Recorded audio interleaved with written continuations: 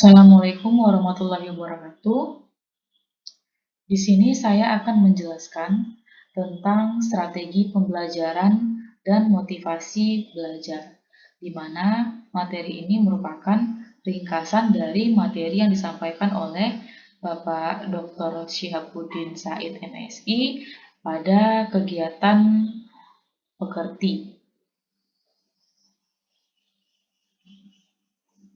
Baik, adapun definisi dari strategi merupakan pendekatan secara keseluruhan yang berkaitan dengan pelaksanaan gagasan, perencanaan, dan eksekusi sebuah aktivitas dalam kurun waktu. Sementara pengertian pembelajaran berdasarkan Undang-Undang Nomor 12 Tahun 2012 Pasal 1 Ayat 12, pembelajaran merupakan proses interaksi antar mahasiswa dengan dosen, antar peserta didik dengan pendidik, dan sumber belajar pada suatu lingkungan belajar. Sehingga jika disimpulkan, pembelajaran merupakan suatu sistem instruksional yang terdiri atas beberapa komponen yang meliputi tujuan, bahan ajar, mahasiswa atau peserta didik, dosen atau pendidik, metode, media, dan evaluasi yang dapat meningkatkan kemampuan kognitif, afektif, maupun psikomotorik. Kemudian, jika digabung pengertian dari strategi dan pengertian dari pembelajaran, yaitu suatu prosedur pembelajaran dalam membantu usaha belajar mahasiswa ataupun peserta didik dalam mengorganisasikan pengalaman belajar, mengatur dan merencanakan bahan ajar agar tercipta proses pembelajaran yang lebih efektif dan efisien untuk mencapai tujuan pembelajaran.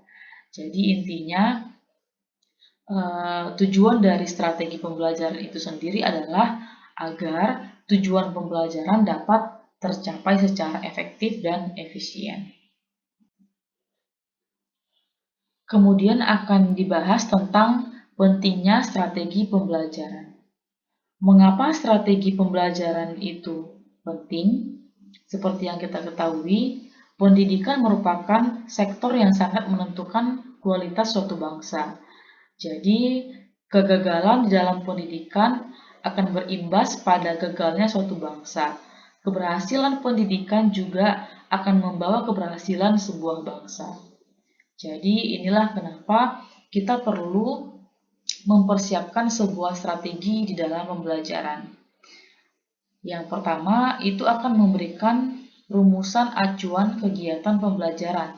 Yang kedua, mencapai tujuan pembelajaran. Yang ketiga, menarik minat belajar peserta didik. Jadi tentu berbeda ya apabila ada seorang tenaga pendidik yang telah mempersiapkan strategi ketika mengajar dengan tenaga pendidik yang sama sekali tidak mempersiapkan strategi dalam pembelajaran.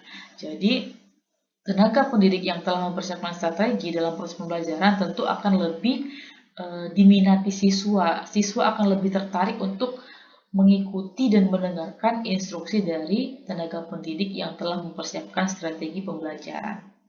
Kemudian seterusnya untuk memotivasi, mendorong, menggerakkan, membimbing, dan mengarahkan peserta didik. Kemudian macam-macam strategi pembelajaran. Yang pertama adalah strategi pembelajaran inquiry.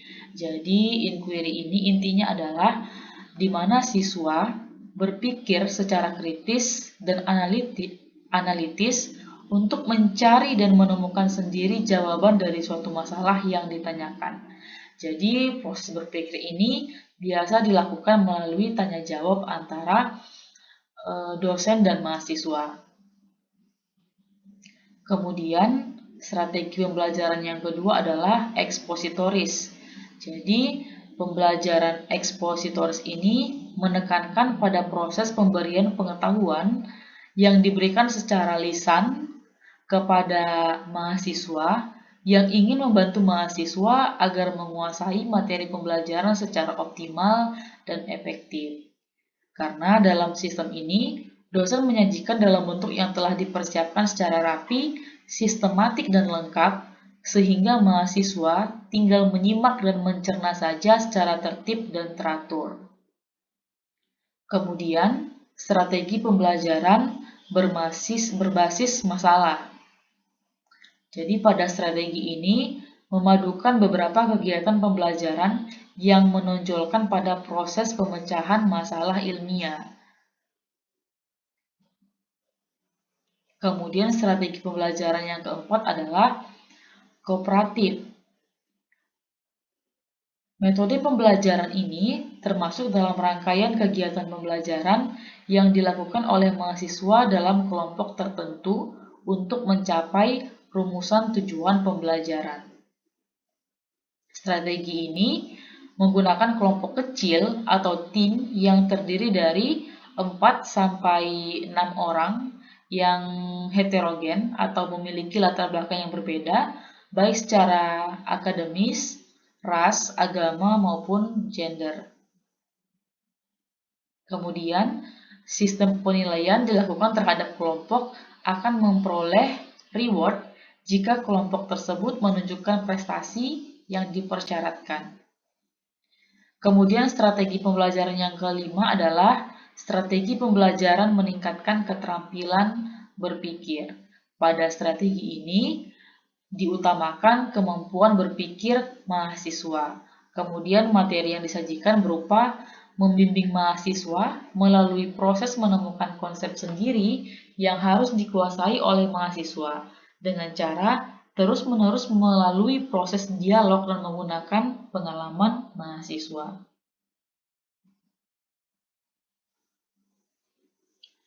Kemudian adapun karakteristik proses pembelajaran, jadi diharapkan untuk proses pembelajaran itu harus interaktif antara mahasiswa dengan dosen. Kemudian harus inspiratif. Jadi ketika proses pembelajaran selesai, si mahasiswa harus terinspirasi dengan apa yang disampaikan oleh si dosen ataupun tenaga pendidik, sehingga muncullah rasa semangat ataupun termotivasi setelah melakukan pembelajaran tersebut. Kemudian proses pembelajaran juga harus menyenangkan, menantang, memotivasi peserta didik untuk aktif, kemudian memberikan ruang yang cukup bagi prakarsa, kreativitas, dan kemandirian sesuai dengan bakat, minat, dan perkembangan fisik serta psikologis peserta didik. Jadi intinya proses pembelajaran tersebut harus berorientasi kepada mahasiswa ataupun peserta didik. Jadi tenaga pendidik ataupun dosen itu bersifat sebagai fasilitator saja ketika dalam proses pembelajaran. Kemudian selanjutnya akan kita bahas adalah pendekatan pembelajaran.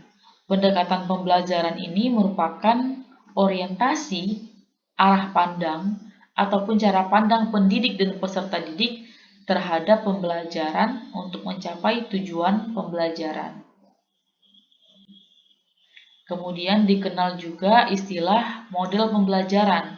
Model pembelajaran merupakan proses belajar atau gambaran pembelajaran peserta didik dari awal sampai akhir pembelajaran yang ditandai dengan langkah-langkah spesifik. Jadi, model pembelajaran ini juga ada banyak jenisnya ya.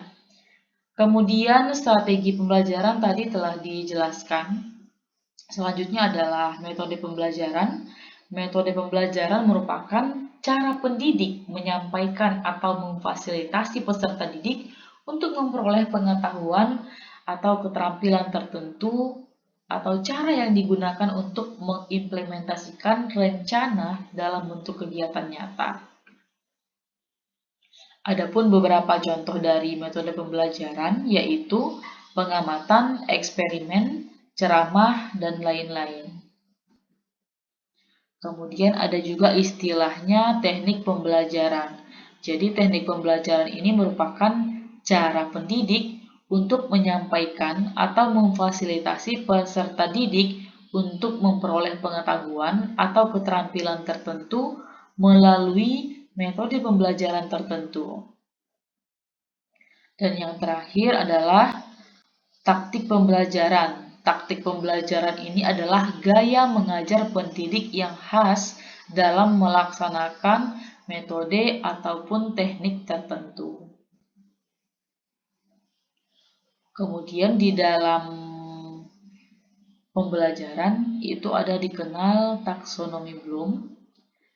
Jadi peserta didik ataupun mahasiswa harus menguasai 3 ranah, yaitu kognitif, psikomotorik, dan afektif. Untuk kognitif sendiri itu ada 6 tingkatan. Jadi mulai dari tingkatan yang pertama sampai tingkatan ke-6 itu dari yang tergampang sampai tersulit. Jadi yang pertama itu adalah pengetahuan. Di sini mahasiswa itu dituntut untuk mampu mengingat, kemudian menghafal. Kemudian untuk level kedua yaitu pemahaman, mahasiswa ini harus mampu menginterpretasikan. Dan yang ketiga adalah aplikasi, harus mampu menggunakan konsep untuk memecahkan suatu masalah. Tingkatan yang keempat adalah analisis, mampu menjabarkan suatu konsep. Tingkatan yang kelima adalah sintesis, yaitu mampu menggabungkan bagian-bagian konsep yang telah dijabarkan tadi menjadi suatu konsep yang utuh. Kemudian yang keenam adalah mengevaluasi, yaitu membandingkan nilai-nilai, ide-ide, maupun metode. Selanjutnya adalah tentang motivasi. Jadi pengertian motivasi itu sendiri adalah kekuatan ataupun energi seseorang yang dapat menimbulkan tingkat persistensi dan entusiasmenya dalam melaksanakan suatu kegiatan, baik yang bersumber dari dalam diri individu itu sendiri maupun dari luar individu. Apa fungsi dari motivasi? Jadi fungsi motivasi adalah sebagai pendorong untuk berbuat sesuatu dari setiap aktivitas yang dilakukan. Kemudian menentukan arah perbuatan, yakni ke arah tujuan yang ingin dicapai. Yang ketiga adalah menyeleksi perbuatan. Yang keempat, mendorong usaha untuk mencapai prestasi. Bagaimana cara kita untuk menumbuhkan motivasi belajar pada mahasiswa, yaitu dapat berupa memberikan angka, kemudian memberikan hadiah, kemudian kita adakan kompetisi di dalam proses pembelajaran sehingga para mahasiswa berlomba-lomba untuk memperoleh nilai terbaik.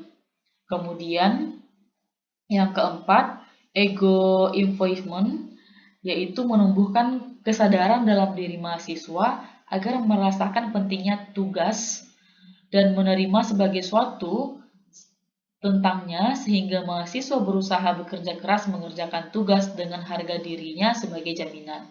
Yang kemudian yang kelima adalah memberikan pujian. Jadi apabila seorang mahasiswa telah mampu mengerjakan soal misalnya, jadi kita berikan apresiasi ataupun pujian terhadap mahasiswa tersebut. Sekian mungkin yang dapat saya jelaskan dari ringkasan materi Bapak Syihabuddin. Saya ucapkan terima kasih. Assalamualaikum warahmatullahi wabarakatuh.